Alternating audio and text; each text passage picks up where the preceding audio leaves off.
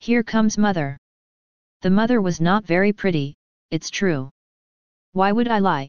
After all, I was taken as a child, one of her projects. I was one of the lucky ones, the intact ones unlike the others. Mother looked something like a horse, with parts of people sewed into her face.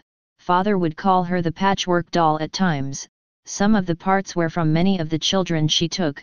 I didn't find this an attractive combination. After all, she had 4 eyes on one side of her face, 4 on the other, and 1 in the middle. I asked her once why she had so many eyes. To see everything, she said. If you were one of the kids she took, seeing her for the first time would have shocked you. That was her handicap. When a thing with the countenance of a fiend comes from the neither here nor there and offers you a gift, you are inclined to accept, aren't you? I don't know what we expected from visitors from another place. A place like ours, after all, we are all monsters on the inside. Those who thought about it at all, that is. Angels, perhaps, or something too alien to be really awful. Maybe that's why many were also horrified and repelled when she passed through the interface for the first time. And then we saw what they really were like. So many eyes, so many faces. Father was short and very hairy, thick, bristly brown-gray hair all over his abominably plump body. His nose was snout-like and his eyes were small. He had thick hands of 3 fingers each. Mother called him a pig many times. He always wore a green leather harnesses and green shorts, but I think the shorts were a concession to our notions of public decency. The garments were quite modishly cut, with slash pockets and half belts in the back. At least Father had a sense of humor, anyhow. Much unlike Mother. Part 2. Mother and Father's visit to the UN.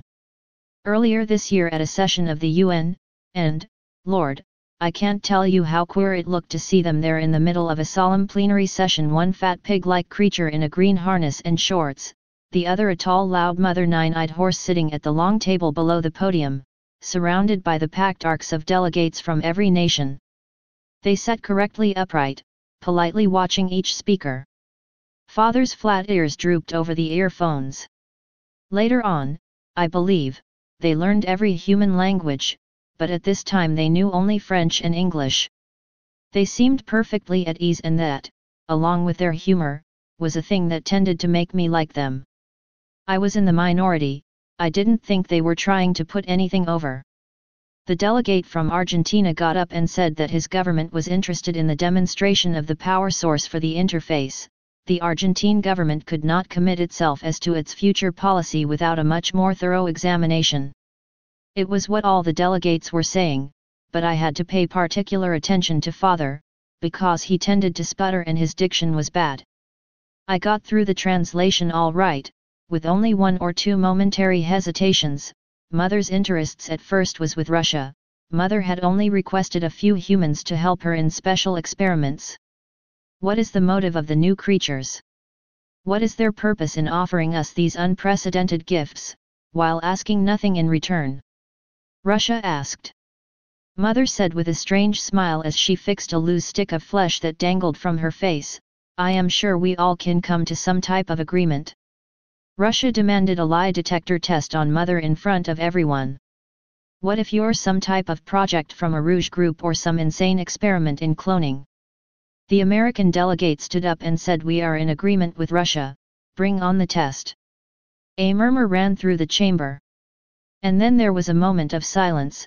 I watched Mother and her eyes as each one darted toward each human in the room. At that moment a cold mist moved out of her as she agreed to the test. There was a fusillade of flashbulbs, and one of the TV cameras moved up to focus on the instrument board of the doctor's equipment. At the same time, the huge television screen behind the podium lit up, and we saw the blank faces of 2 dials, each with its pointer resting at 0, and a strip of paper tape with a stylus point resting against it. The doctor's assistants were fastening wires to the temples of Mother, wrapping a canvas-covered rubber tube around her large forearm, and taping something to the palm of her right hand. Mother watched as this went on, watching the horror of the assistants as they taped her. You could see happiness in her eyes. In the screen, we saw the paper tape begin to move while the stylus traced a slow zigzag pattern along it. One of the needles began to jump rhythmically, the other flipped halfway over and stayed there, wavering slightly. These are the standard instruments for testing the truth of a statement, said the doctor. Administering the lie detector test. Our first object, since the physiology of mother is unknown to us, was to determine whether or not they react to these tests as human beings do. We will now repeat one of the many experiments which were made in the endeavor to discover this. He pointed to the first dial. This instrument registers the subject's heartbeat. This shows the electrical conductivity of the skin in the palm of his hand, a measure of perspiration, which increases under stress. And this dash pointing to the tape and stylus device shows the pattern and intensity of the electrical waves emanating from her brain. It has been shown, with human subjects, that all these readings vary markedly depending upon whether the subject is speaking the truth. He picked up 2 large pieces of cardboard, one red and one black. The red one was a square about 3 feet on a side, the black was a rectangle 3.5 feet long. He addressed himself to Mother. Which of these is longer than the other? The red, said Mother. Both needles leapt wildly, and so did the line on the unrolling tape. I shall repeat the question, said the doctor. Which of these is longer than the other? The black, said the creature as she looked at the doctor like a piece of meat with her many eyes.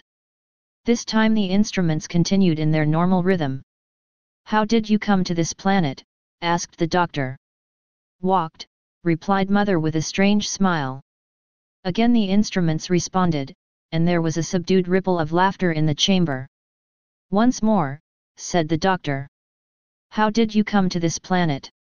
We passed through the interface, said Mother, and the instruments did not jump. The doctor again faced the delegation.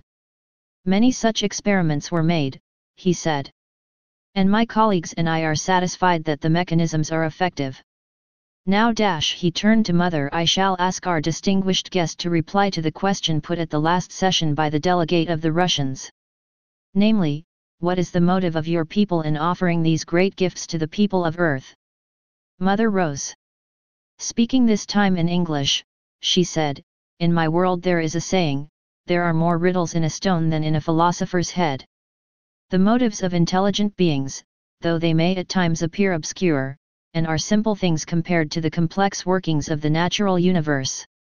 Therefore I hope that the people of Earth will understand, and believe, when I tell you that our mission upon your planet is simply this: to bring you the peace and plenty which we ourselves enjoy, and which we have in the past brought to other races throughout the different worlds through the different doors of the neither here nor there.